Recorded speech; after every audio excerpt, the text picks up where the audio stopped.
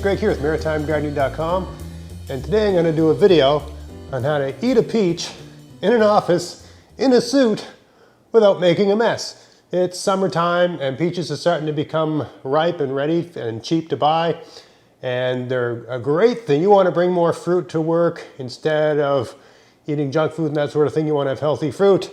And the problem with the peach is that you bite into the peach and then you're wearing it, right? And if you're outside and you're swimming and you can jump in the lake and clean yourself off, that's one thing. But if you're in an office or a work setting or something like that, you got your nice clothes on, or even if you're just sitting at home and you don't like making a mess of things, it's handy to know how to eat one of these things, how to cut one of these things up without making a mess. I work in a cubicle 5 days a week, and I like to bring a lot of fruit to work. And I love peaches when they're ripe. These ones are nice and ripe. And without this technique, I couldn't bring them to work. How do you know a peach is ripe? It's very similar to the steak test. You know, if you want to know a steak is done, you got like rare, medium well, well done. Well, put your pinky and your thumb together and touch that part of your hand.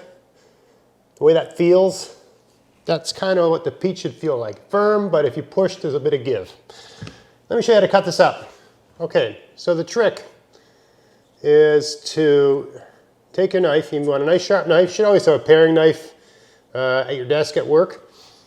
Handy to have a cutting board, but at work I usually just take a piece of paper out of the recycling bin and fold it over and do this on top of a piece of loose leaf, all right? But you're gonna make a cut. You see the pit there? Stick it in by the pit and go all the way around back to where you started. Make another cut perpendicular to that line from the pit all the way around back to where you started, okay? Once you've done that, you slide your knife into one of those cuts and just give it a little wiggle like that. Do the same thing for every one of those cuts. Little wiggle, just making a little bit of give here, right? Not completely committing.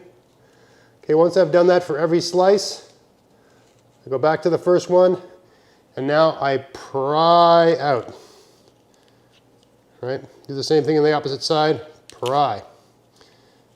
And that quarter will break away from the pit. Once you've got one, the rest of them should pop off pretty easily.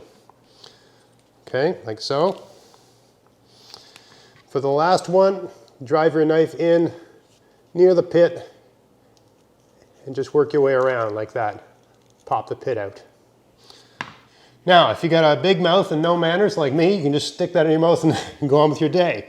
But maybe it's probably easier to cut them into bite-sized pieces, right? Right? And there you go. Nice way to eat peaches without making a mess. Let's do another one. I'll do this one sort of zoomed out a bit and try to do it as quickly as I can. Okay, we're going around the world one way, going around the world the other way. Keep it in the crack, little wiggle. Next crack, little wiggle. Next crack, little wiggle. And so on. Now we can start prying this thing out. First one comes out. Next one comes out. Might need a little Kleenex to clean your hands. Now we're down to the pit, a little bit of a slice. Grab onto the pit with your knife, pop that out.